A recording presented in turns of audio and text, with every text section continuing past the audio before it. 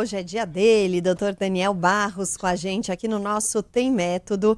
E hoje, Dr. Daniel, vamos falar sobre um assunto que é bem sensível, bem delicado, mas que eu acho que vale a pena a gente tocar aqui, aproveitar toda a sua expertise. Existe uma relação entre comportamento antissocial e tentativa de suicídio? Boa tarde. Boa tarde, Michele, boa tarde, Andreasa, boa tarde aos ouvintes. Essa é uma pergunta hoje meio inevitável, né? Por conta de todos esses desdobramentos que a gente tem visto nessa praticamente série que estamos assistindo ao vivo se desdobrar diante dos nossos olhos, né? Que é o Brasil e o caso Master, que teve esse personagem, né?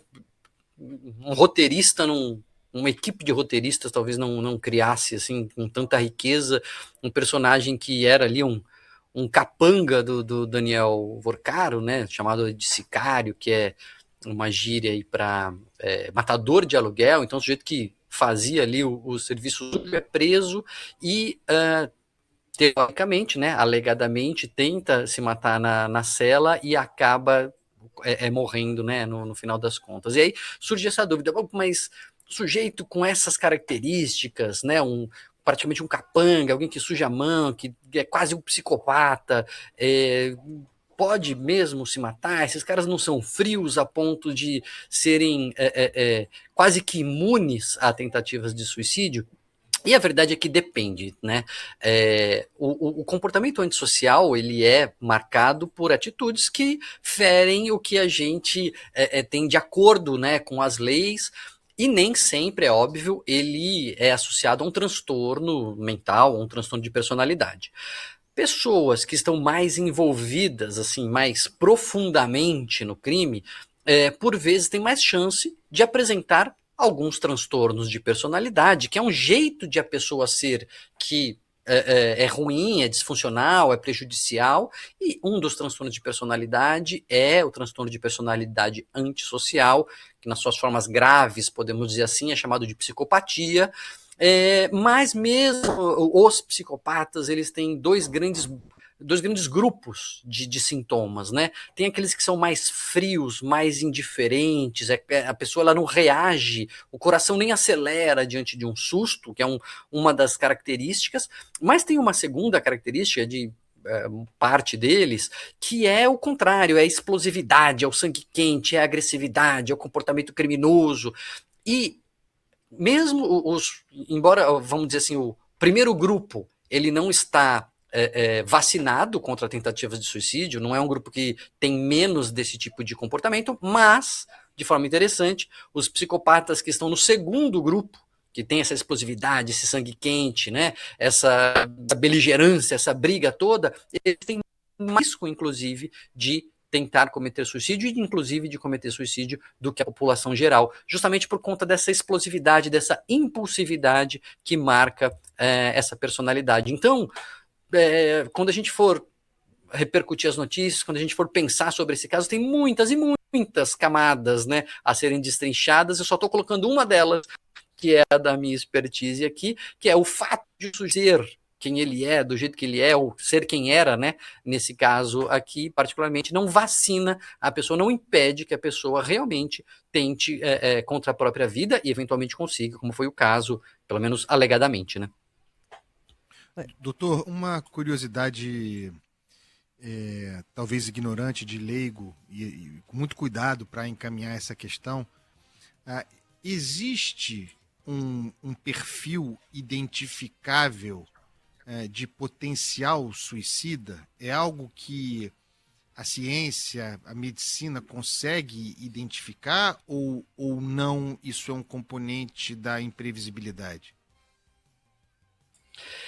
O principal de risco, Andreasa, é a presença de um transtorno mental, na maioria das vezes quadros depressivos ou fases depressivas do transtorno bipolar. Né? Outros quadros também estão associados, até o mesmo uso de drogas está associado. Esse é um fator de risco, mas a gente tem que entender que a maioria esmagadora das pessoas que têm depressão ou transtorno bipolar não comete suicídio. Né? Então é um fator de risco para nós estarmos atentos. Existe este fator e existe um fator um segundo fator que é muito importante, que talvez seja o que a gente está falando aqui nesse caso, que é a sensação de que se está numa situação que não dá para ser tolerada e também não tem saída. Essa sensação de que estou num beco sem saída em uma situação que me é insuportável também é um gatilho para esse tipo de comportamento. Então, são as duas coisas que a gente fica atento. Nem sempre a pessoa tem um transtorno mental, talvez fosse o caso, se é que de fato aconteceu um suicídio no caso do sicário aí, do Vocaro, talvez tenha sido esse o caso. O advogado falou, bom, eu vi, ele estava tudo bem, mas do ponto de vista de saúde mental está tudo bem, não significa que psicologicamente ou que afetivamente a pessoa não vá cometer um ato desses. Bom, e hoje é quinta-feira, tem alguma dica boa aí para o fim de semana, doutor? Puxa, eu tenho duas dicas hoje, dois livros muito interessantes, por coincidência são os dois da editora Objetiva, mas que eles discutem a medicina. Um é esse Pontos Cegos, de Marty McCary, que mostra os casos da medicina que foram mudando, o colesterol podia, depois o colesterol não podia, o parto tinha que ser assim, depois tinha que ser de outra maneira, o que está por trás dessas mudanças e como a gente deve encarar, né, inclusive as recomendações da ciência. E o segundo vai na mesma linha, que é do Olavo Amaral, que ele é formado em medicina, não atua como médico, ele é um escritor de mão cheia, e chama Na Saúde e na Doença, Medicina entre a Ciência e a Vida Real, que são 4 ensaios longos que discutem também como que a medicina ela muda, quais são os fatores que estão por trás dos diagnósticos, como que a gente pode, com cuidado e com cautela, receber médicas. Não são livros que vão trazer críticas contumazes, do tipo, não acreditem mais na medicina, mas nos ajudam a ter um olhar crítico, inclusive para as críticas que se fazem. Então, 2 dicas legais aqui para quem se interessa pelo tema: Na Saúde e na Doença, do Olavo Amaral, e Pontos Cegos, do Marty McCary, para maratonar aí o livro no final de semana, hein? Vou dar só uma dica também de um livro que eu terminei de ler ontem com meu filho. Muito bom. O Caso da Menina Sonhadora. Conhece esse livro, doutor Daniel Barros? O autor é esforçado, viu?